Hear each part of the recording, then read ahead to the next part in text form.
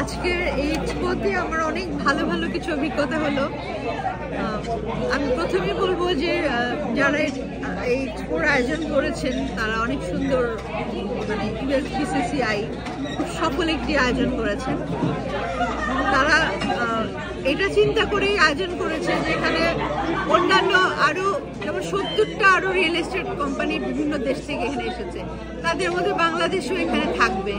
তো বাংলাদেশি ভাই বোনরাও আসবে এবং বাংলাদেশি একজন রিয়েল এস্টেটের কোম্পানির তার প্রোডাক্টগুলো মানুষ দেখবে, এটা ছিল তাদের উদ্দেশ্য। এটা সফল হয়েছে আমি বিশ্বাস করি, বিকজ আসলে আমাদের স্টলে অনেক বিদেশিরাও এসেছে যারা ইনভেস্ট করতে চেয়েছে।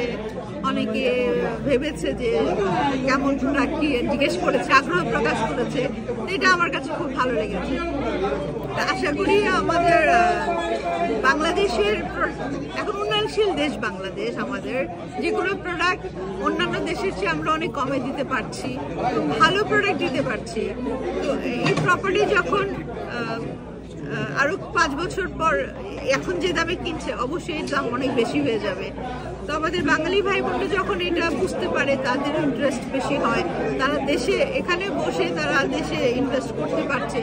অনেক কোম্পানি দিয়ে করে থাকে, বাট একটা রিলায়েবল কোম্পানি যখন সামনে আসে তখন মানুষের আস্থাটা অনেক বেড়ে যায়।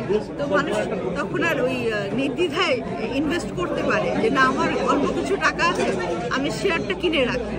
তো দ্যাটস ইট। এটা আর কি প্রোডাক্টটাকে সামনে নিয়ে আসার জন্যই, পরিচিত হওয়ার জন্যই আমাদের এক্সপোতে আসা। তো আমরা সেটা সাকসেসফুল, ভালো লেগেছে।